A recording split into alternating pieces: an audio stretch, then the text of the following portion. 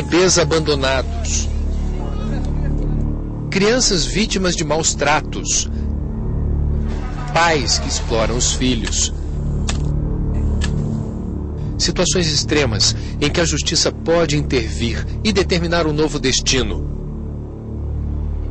Um novo lar para quem precisa ser amado, protegido e educado. Em qualquer lugar do mundo, as adoções são entendidas como uma grande solução. No programa de hoje vamos fazer um raio-x das adoções no Brasil. Você vai conhecer o jeito certo e o jeito errado de se adotar uma criança ou adolescente. O perfil típico de quem adota e o tipo de criança preferida.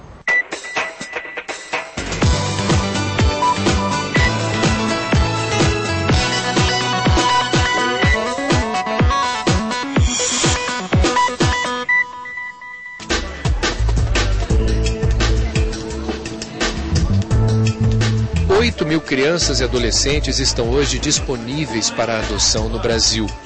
O processo leva em média 6 meses e precisa ser avalizado por um juiz da infância e da juventude.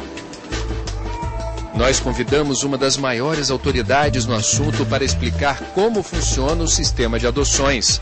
Francisco Oliveira Neto é vice-presidente da Associação dos Magistrados Brasileiros. Quem normalmente costuma adotar crianças no Brasil? Qual é o perfil?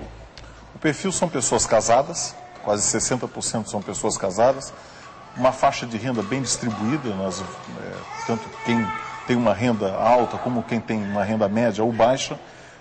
São pessoas que, a grande maioria, já possuem filhos, querem ampliar a família, e são pessoas que se apresentam ao juizado fazendo as suas escolhas em relação a isso. Um adulto solteiro pode adotar? Pode adotar. A lei não faz nenhuma exigência de que sejam pessoas casadas, ou seja, o solteiro pode adotar, não há nenhuma dificuldade com isso. Homossexual ou um casal homossexual pode adotar? Aí são duas questões, né? Primeiro, o que eu penso que, e não há do ponto de vista legal nenhuma exigência dessa natureza, de se pesquisar ou de se saber qual a orientação sexual do pretendente. Isso é um dado que não entra em questão na composição dos dados, dos elementos necessários para saber se ele é uma pessoa apta ou não a adotar.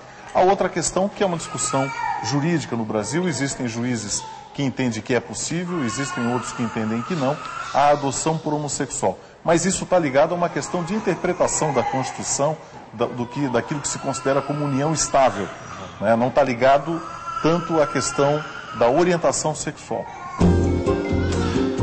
Acusada por muitos de ser lenta e burocrática, a Justiça paga um preço alto pelas preferências dos interessados em adotar uma criança.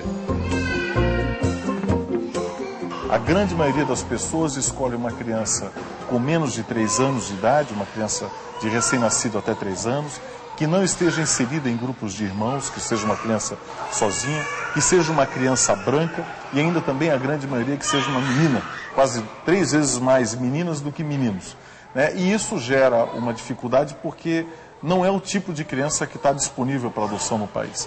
A criança disponível para adoção no país normalmente é uma criança mais velha, é uma criança que a grande maioria dessas crianças não são crianças brancas, por uma questão do perfil da população brasileira também, e também são crianças que estão inseridas em grupos de irmãos.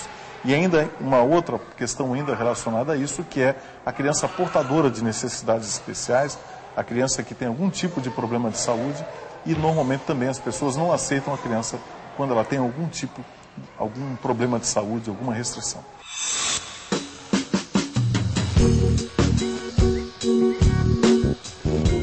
Este sítio, a 30 quilômetros de São Paulo, na cidade de Cajamar, já abrigou crianças soropositivas quando não havia esperança de sobrevida. Mas isso foi antes dos avanços no tratamento da AIDS. Hoje, o sítio acolhe crianças e adolescentes gerados por mães portadoras do vírus HIV. Alguns são órfãos, outros foram abandonados. Todos, sem exceção, aguardam ansiosamente um novo lar. Todo mundo que quer no sítio conhecer uma família. Desde que foi criado em 93, o sítio já abrigou mais ou menos 250 crianças. Das 88 que foram adotadas, só 4 eram soropositivas. A maioria dos candidatos à adoção quer ter certeza de que o filho não tem a doença. Edna ainda se lembra. Há 15 anos veio visitar o sítio com uma amiga e se apaixonou pela menininha de olhos puxados como os dela. Na época a Josiane tinha 2 anos. E engraçado que ela se destacava um pouco, ela tem os olhinhos meio puxados, né? E ela olhava muito para mim e eu para ela. Então eu falo que foi amor à primeira vista. Tá? Mas nunca imaginei que ela se tornaria minha filha. Tá? Hoje ela está com quantos anos? 15. Edna e Antônio esperaram 5 anos pela guarda oficial da filha por causa de toda a burocracia que envolve o processo de adoção. Hoje, se fossem adotar um terceiro filho, ele poderia ser soropositivo? Acho que com certeza. A pessoa ela não pode julgar assim, sendo ignorante. Ela tem que primeiro conhecer, para depois tomar uma decisão. O preconceito ele vem assim de ignorância, por não conhecer, por não saber. Hoje uma criança HIV, o que ela tem que fazer é tomar um medicamento. Ela tem uma vida normal. O frei holandês Antônio Gerardos deu o exemplo. Tem a guarda de 2 adolescentes soropositivos. Foi ele quem criou este lugar. Mais que um abrigo, um lar para crianças portadoras de AIDS. Na verdade, a entidade Sítio H começou como entidade que acompanhava a criança até a morte. Isso, na verdade, era até surgir o coquetel. E agora somos uma entidade que acompanha a criança para o futuro. Então, isso é uma mudança muito grande. O dinheiro para investimentos no projeto vem da Holanda, mas a manutenção mensal, que custa R$100 mil, é feita com a receita dos governos federal e estadual e com doações. Aos 18 anos, o vínculo precisa ser cortado. A padaria escola e a oficina de costura não geram renda, mas ensinam uma profissão aos garotos.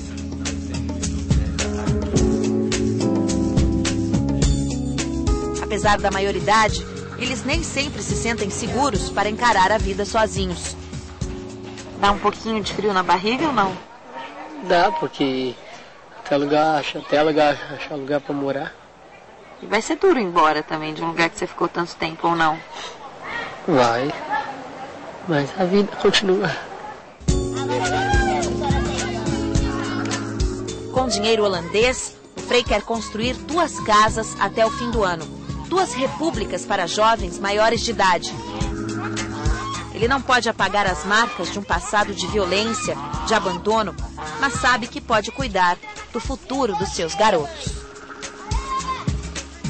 Se você adota uma criança HIV, a burocracia não é tão grande, porque não tem fila, porque tem tanto pouca gente que quer o portador de vírus e AIDS, mas realmente, quando tem uma criança comum que não é portador de vírus e AIDS, às vezes demora anos e anos. Então isso é tempo perdido, porque um abrigo é bom se não tiver outro jeito.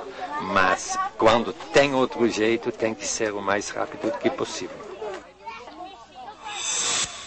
Temos então um problema de oferta e procura. É isso que expõe o judiciário à crítica de que há uma lentidão, uma morosidade, uma leniência na forma de agilizar as adoções? O que as pessoas chamam de burocracia, na minha visão e na visão da grande maioria dos juízes brasileiros, justamente é isso. É a diferença entre a criança disponível para adoção e a criança desejada. E veja, como é que uma criança fica disponível para adoção? Ela pode ficar disponível para adoção, porque os pais entregam essa criança ao judiciário e dizem, olha, nós não temos condições de ficar com essa criança, de cuidar dessa criança, nós queremos entregar essa criança para adoção.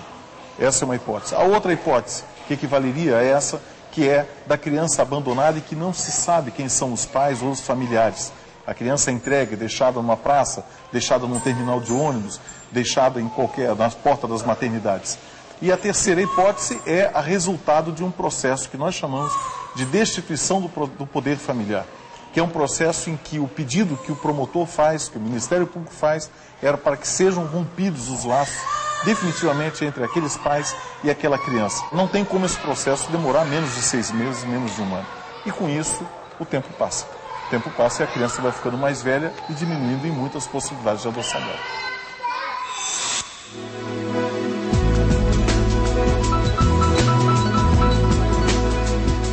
Em Belo Horizonte, o programa Criança Feliz acolhe há 15 anos crianças e adolescentes abandonados pelos pais, vítimas de violência. A maioria é encontrada nas ruas.